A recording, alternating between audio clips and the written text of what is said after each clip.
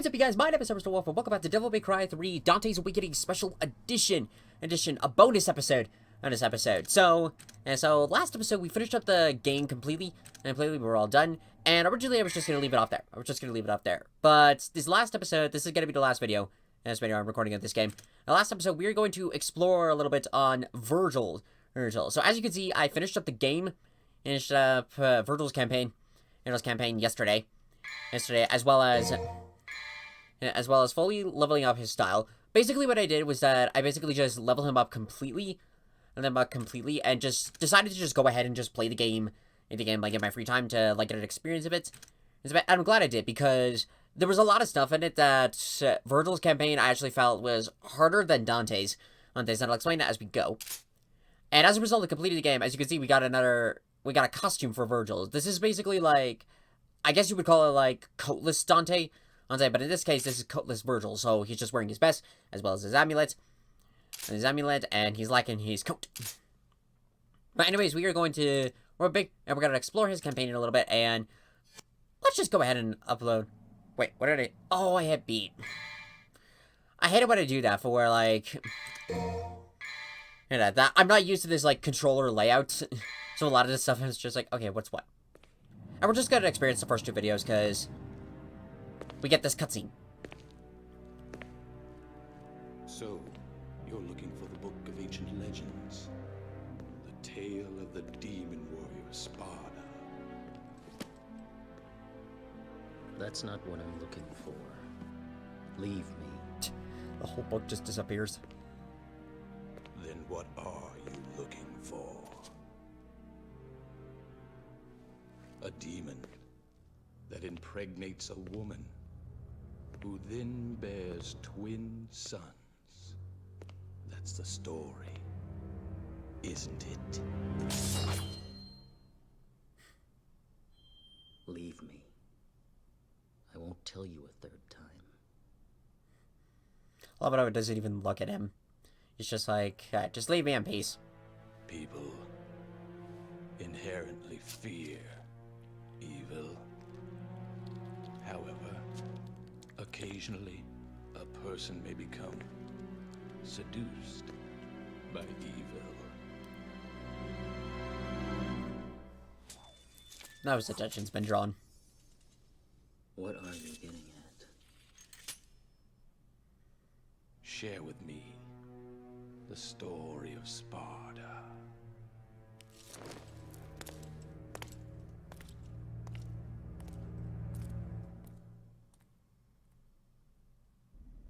Oh, that's always so creepy if I was like Scar pulsates and The activation moves. method is as I described before. It should be a simple matter for you. I will go to his place. I believe that I know where the item we seek is located. You should dispose of any obstacles quickly. Oh, don't worry, he's got it.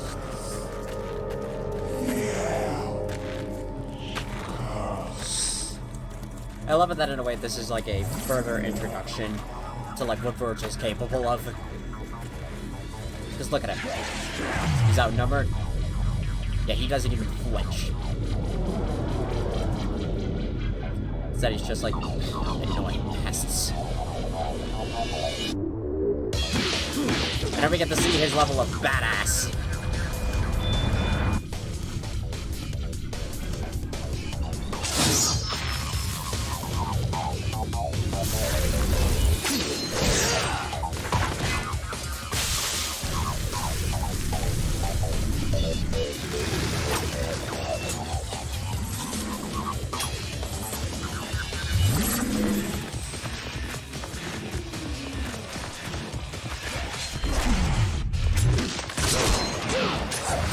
I always found it so cool of how, like, the different fights would not just Yamato, but also the sword scabbard.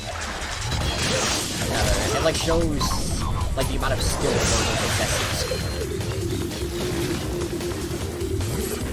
Oh, and we even get, like, his hair down. Sort of, if you look at, like, it's Dante just in a blue coat.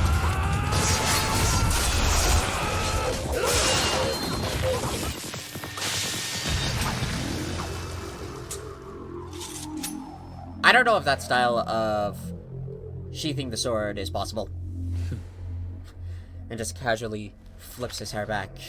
Hair back as the blood goes away.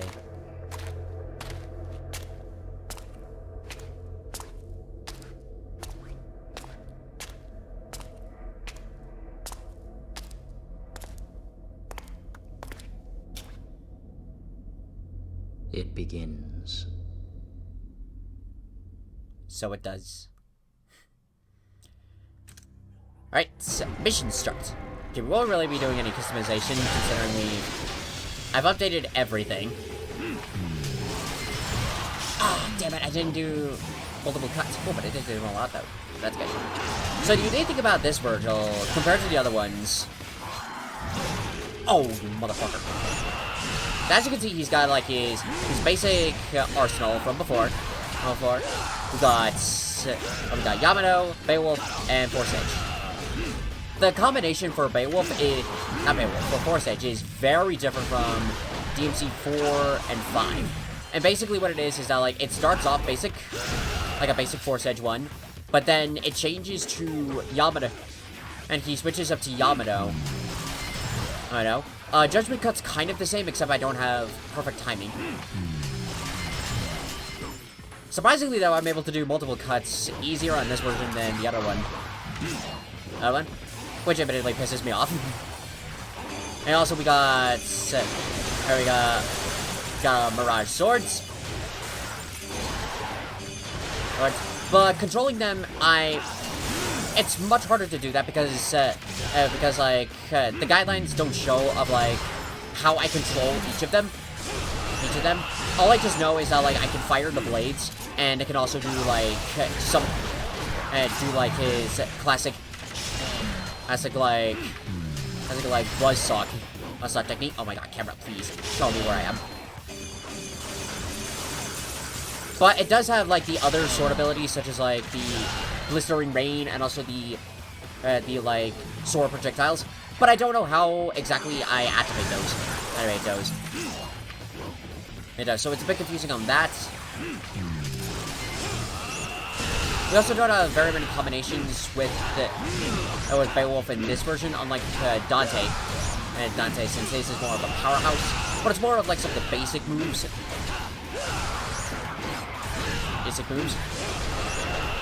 And of course we got Dark Slayer in general, which is kind of annoying, and I'll talk about that in just a little bit. And we don't even get like the slashes of the screen. I think that was a mechanic they added for DMC 4. Okay, next. Okay, so I'll show you a little bit in customization. So everything is pretty much like the same. Like we got all of our combos and weapons here. I think the way how Vergil is made is like regardless if you're playing this on like classic or freestyle mode, I think you'll get like his full arsenal in general, and you won't have to do like the weapon change on like Dante. And with guns, all we really have is leveling up the summon swords, and this is all that it says, just spiral sword. And just spiral sword. No, sorry, like it doesn't give us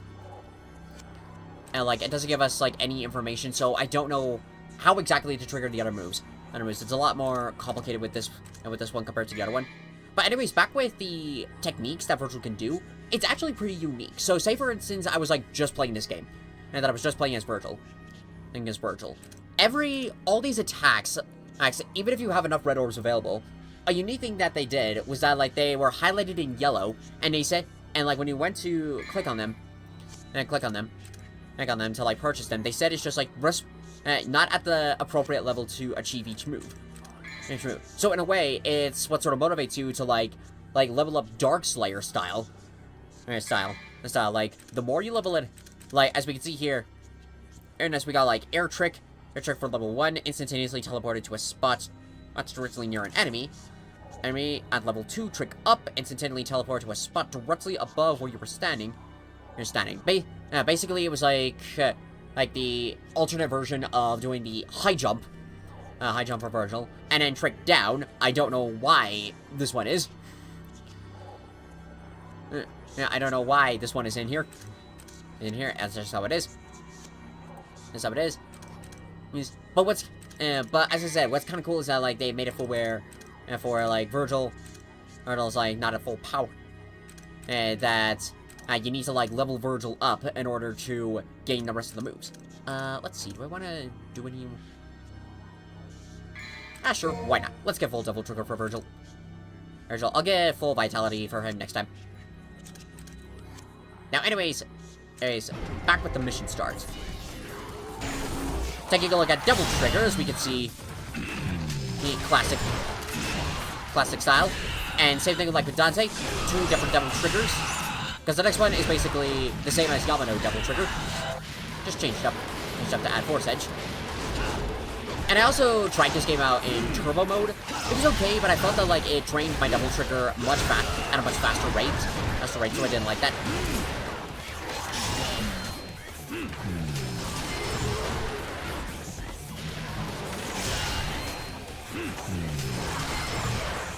Oh man, can't achieve it as easy. But I found that, like, doing like multiple judgment cuts for this one is slightly easier than how I've been able to do it with BMC5, which annoys me because I want to do more. It's just like I want to get more skillful. Now, power-wise with this one, I'd have to say that this Vergil is relatively weaker than the other ones. Like the previous versions from the other games. But in a way, that's kind of okay because, as I mentioned from the last video, this game served as a blueprint for the other games. So it would make sense of like why this Vergil isn't quite as OP as the Vergils nowadays. Because this was technically Vergil's first ever real appearance in the Devil May Cry series. He did appear in DMC 1, but it was as Nello Angelo, so we didn't get like a full idea of what his backstory was, or exactly how powerful he was. So this game was in a way to introduce that power.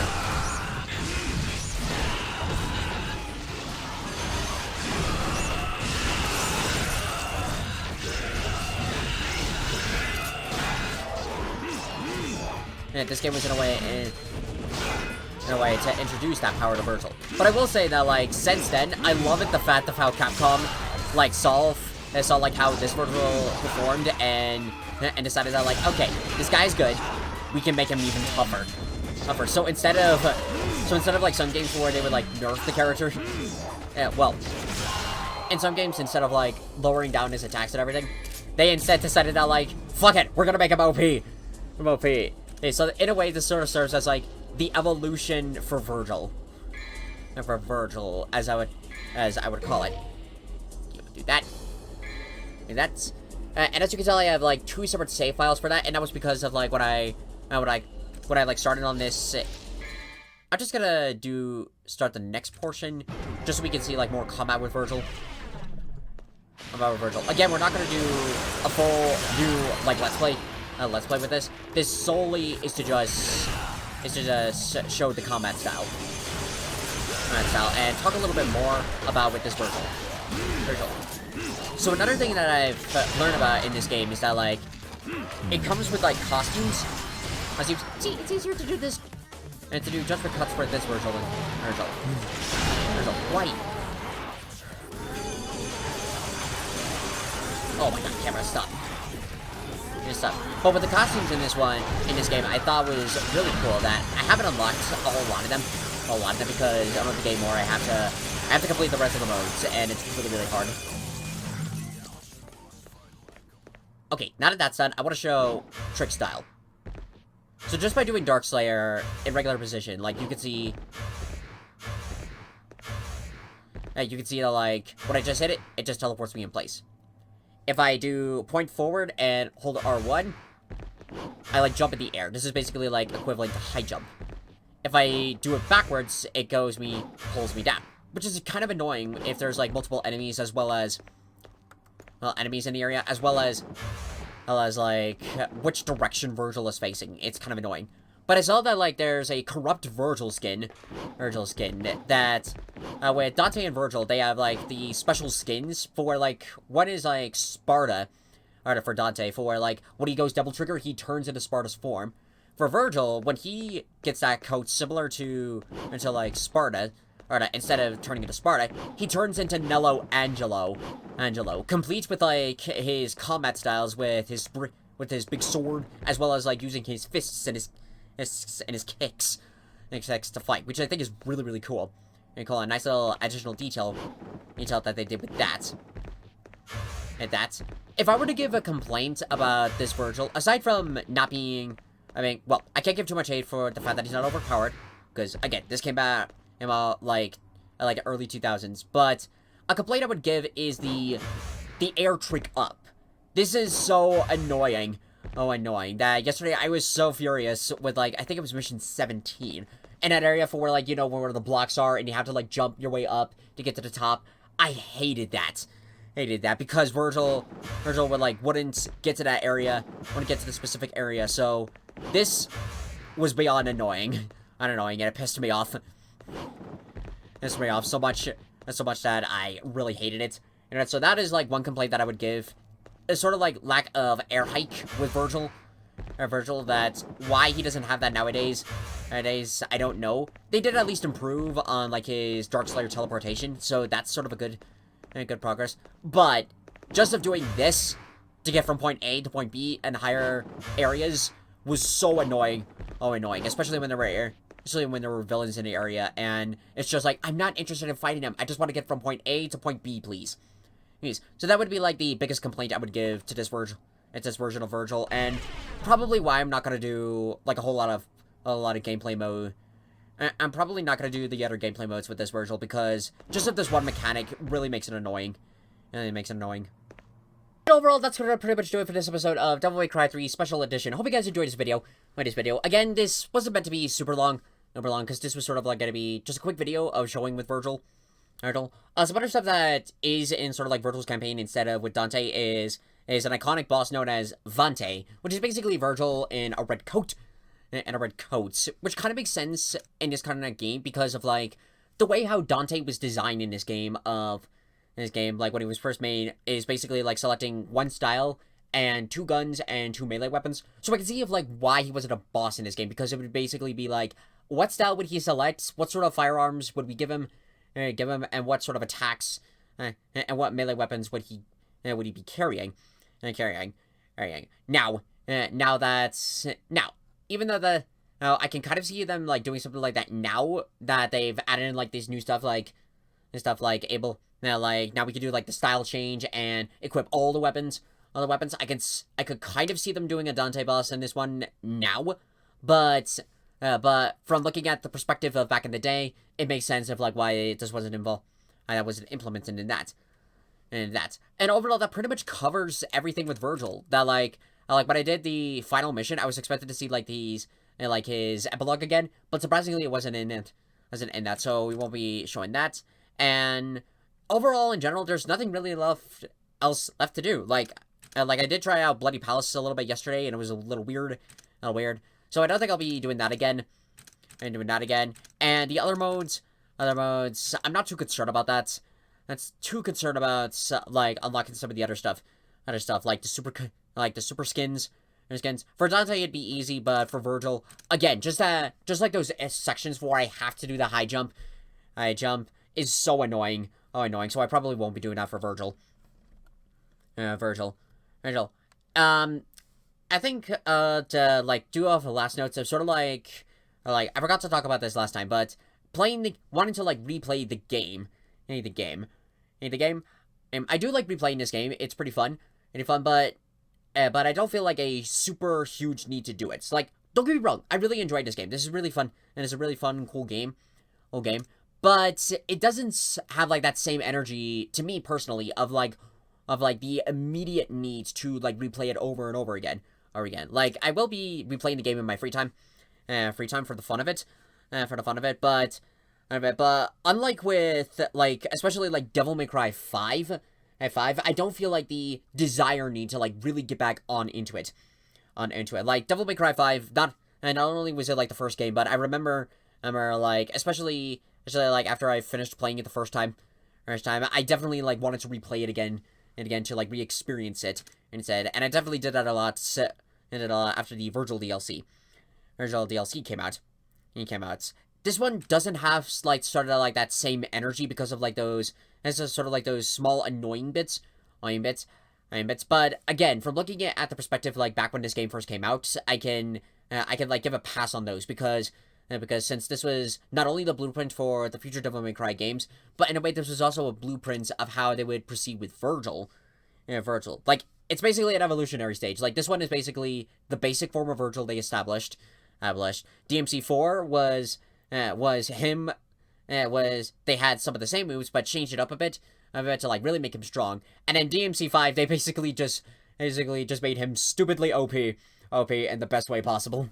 So I'm really, so, like, can't give too much hate, because I can see of, like, why, from the perspective of back in the day, and some other stuff, in general, that pretty much concludes, like, Devil May Cry 3, 3 for the series, and pretty much gonna do it for Devil May Cry on the channel. Like I said before, I will be going back to DMC5 if and when I do get a PlayStation 5, as a revisit series, that's on the list, It's maybe DMC4, haven't fully decided, but also that's gonna do it pretty much for Nintendo Switch games for now. That doesn't mean I'm not gonna do another Nintendo series, Switch series on the channel. And it's just at the moment I don't really have very many games right now. And the ones that I do have, the other two that I do have, I feel like I don't know if those would be like good series on the channel if people would actually want to see them. So for now, Switch is gonna be something in my free time. If they ever do like Devil May Cry 4 or Devil May Cry 5 on the Nintendo Switch, maybe I'll give those a shot. See what it's like on, this console compared to PS5. Well, not PS5, PS4. Maybe I'll do that, but until then, that's gonna pretty much do it. And that is gonna pretty much do it. Let's do it. And overall, that's gonna be it, you guys. So thank you all so much for watching this video, and I'll see you guys next time in the next video. Bye bye.